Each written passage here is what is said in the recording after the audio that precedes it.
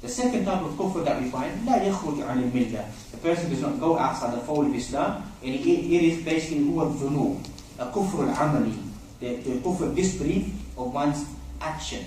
Here, all these types of kufr are all to do, qalbi, to do with the heart, that the person rejects it and then expresses it. As for kufr al-amali, it's certain actions the person does which can be an element of kufr. As we mentioned last week, the Shaykh Ibn Taymiyyah, he mentioned, just because a person does an action of kufr, it does not mean that the person is a kafir. Okay, that's a golden rule. That's why you find that some individuals in their haste, in their zeal, in their passion, somebody does haram, does kufr, they say he's a kafir. No. Person commits kufr, the person is fasiq, is rebellious, is mujrim, is zalim, is oppressor, is a bad individual, is a disobedient individual.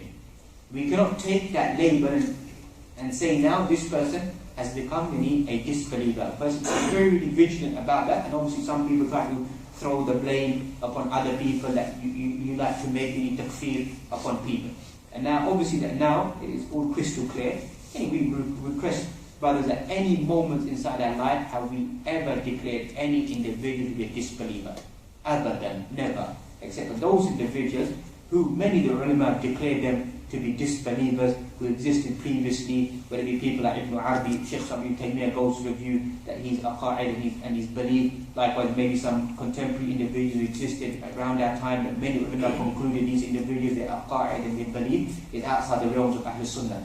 Other than that, never in my life have I personally made a statement, so-and-so is a disbeliever. So that should be crystal clear, because some people want to instigate that he makes takfir upon people. Abadan, never in my life have I said that so-and-so is a disbeliever, and I don't have the tools and ability to say so-and-so is a disbeliever. Allah subhanahu wa ta'ala will judge the individual.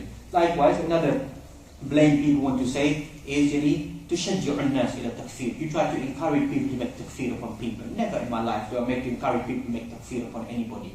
It's not for us to say so-and-so. If there's an element of corruption which becomes visible, a person may once in a while highlight this is something which is corrupt, this is something which is inaccurate. That does not mean that the person follows those aqa'id and those views. That's why ulama al-aqa'id have mentioned, you will not find today someone who is khullas al-khawarij. You will not find someone today, someone who is pure khawarij, or pure mu'tazili, or amongst the asha'ira. Very rarely do you find that. That you find that many of these deviant sects, you find that their views begin to slip over. They begin to share certain basic elements amongst themselves. So if a person for example, may say a certain statement, we should be very careful to say, أَنَّ هَذَا شَخْصٌ مِنَ الْخَوَارِجِ. If a person makes a mistake inside their aqa'id, or inside their writing, or inside their statement, it's not for us now to say that this individual min al-khawarij. Okay, that should be crystal clear, because some people, they try to do that. Say a person said this, so now this proves this person must be a khawarij. No, that's it. The person should stop there.